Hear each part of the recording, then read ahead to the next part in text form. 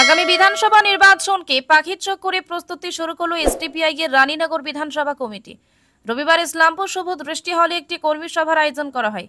এদিনের কর্মী সভায় কয়েকশো এসডিপিআই কর্মীদের পাশাপাশি মহিলাদের উপস্থিতি ছিল চোখে পড়ার মতো। এদিনের সভায় প্রধান অতিথি হিসেবে উপস্থিত ছিলেন। অনুষ্ঠানে উপস্থিত ছিলেন এসডিপিআই এর রাজ্য কমিটির সদস্য একেএম গোলাম মর্তুজা, দক্ষিণ মুর্শিদাবাদ জেলা সাংগঠনিক সাধারণ সম্পাদক গোলাম কিবরিয়া, সম্পাদক আলী আকবর সিদ্দিকী, রানীনগর বিধানসভার সভাপতি আব্দুল লতিফ, সহ সভাপতি সাবিয়া রহমান মোল্লা, সম্পাদক ইব্রাহিম শেখ সহ অন্যান্য নেতৃত্ব। নেতারা তাদের বক্তব্যে এসডিপিআই এর আদর্শ, বর্তমান রাজনৈতিক পরিস্থিতি ও আগামী বিধানসভা নির্বাচনে এসডিপিআই এর ভবিষ্যতের রণকৌশল নিয়ে বিস্তারিত আলোচনা করেন। এই কনভেনশনের মূল উদ্দেশ্য ছিল আসন্ন 2026 সালে বিধানসভা নির্বাচনকে কেন্দ্র করে সংগঠনকে মজবুত করা এবং কেন্দ্রীয় সরকারের তরফ থেকে আনা অসাংবিধানিক ওয়াকফ আইনের পরিবর্তনের প্রতিবাদী ধারাবাহিক আন্দোলনকে আরও সংঘবদ্ধভাবে গড়ে তোলা। নেতৃবৃন্দ জানিয়ে দেন, দলিত, হিন্দু, মুসলিম সহ সমাজের পিছিয়ে পড়া মানুষের অধিকার ও স্বার্থ রক্ষায় এসডিপিআই আগামীতে দৃঢ় অবস্থানে থাকবে।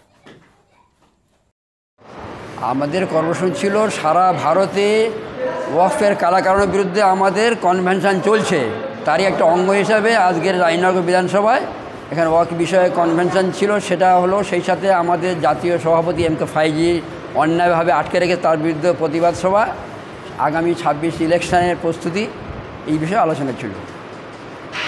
শুধু পেহালগায় না, তার আগে থেকে অনেক আগে থেকে এই খাসির মাংসের অজুহাতে গরুর মাংস বলে তাকে পিটিয়ে মারছে। সদ্য হাফিজ 17 বছর সে হাফেজ পাগড়ি ফির তাকে মারা হচ্ছে। পেহালগা তো সেদিনই হলো। এরা মানে সব পাখি মাছ খায়, মাছ রাখার নাম হয়। ওরা অজুহাত খুঁজছিল, এটার ভালো অজুহাত পেয়েছে। তো বলবো পেহালগা যেটা হয়েছে এটা অমানবিক হয়েছে, এই রকম করা উচিত হয়নি, আমরা নিন্দা করছি। কিন্তু তার পরিপ্রেক্ষিতে যেটা ওরা বলতে চাচ্ছে তারও নিন্দা করছি, তীব্র প্রতিবাদ জানাচ্ছি। সোজা কথা বলতে গেলে চোরে চোরে মাসুতো ভাই, মোদি দিদি কোনো পার্থক্য নয়, টাকার এপিট আর ওপিট। অচল টাকা যায় হেড টেল কোনো দরকার হয় না, পায়খানা শুকনো কি আর কাঁচা কি, ও পায়খানাই।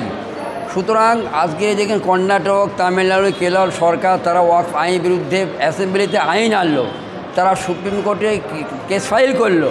আমাদের মাননীয়া তিনি বলছেন তোমাদের সাথে আছি, সাথের নমুন এটাই।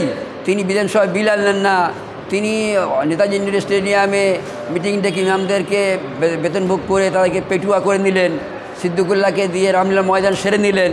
বাকি যারা ব্রিগেড করতে চেয়েছিল খুব মানে অপকৌশলের মাধ্যমে ব্রিগেডটাকে অবদমিত করে দিলেন। কিন্তু আমরা এসডিপিআইয়ের সৈনিকরা সারা ভারতে এই আন্দোলন করছি। আমাদের নেতা যেহেতু অ্যারেস্ট হয়েছে, আমাদের কুরবানি তিনি দিয়েছেন, আমরা সে কুরবানি দিতে রাজি আছি। যতক্ষণ নয় কানুন বাতিল হচ্ছে, উইথড্র হচ্ছে, ততদিনই আন্দোলন চলবে। আমার নাম একেএম গোলাম মর্তুজা, এসডিপিআই স্টেট সেক্রেটারি বোর্ডের মেম্বার, ডিইটি ইনচার্জ। রানীনগর বিধানসভায় ক্যাডার কনভেনশন ছিল আমাদের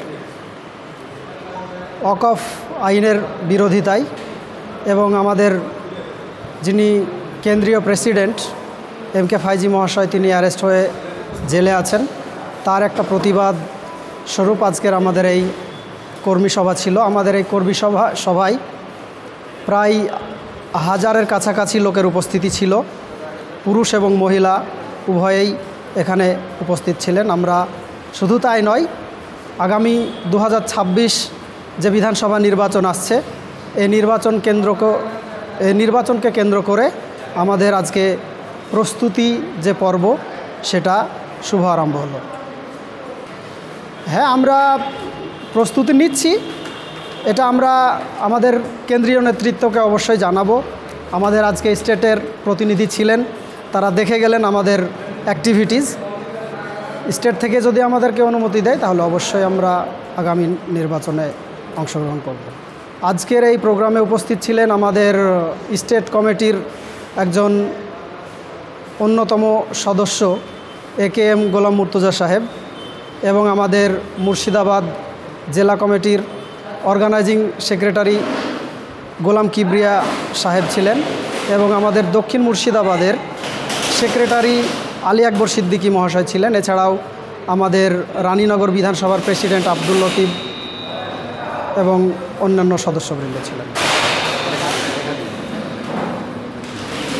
এবং আমাদের আরও একটি মহিলাদের শাখা সংগঠন রয়েছে উইমস, সেই সংগঠনের দায়িত্বশীলা রেখা বিবি এবং অনেক মহিলা আজকের এই প্রোগ্রামে অংশগ্রহণ করেছে।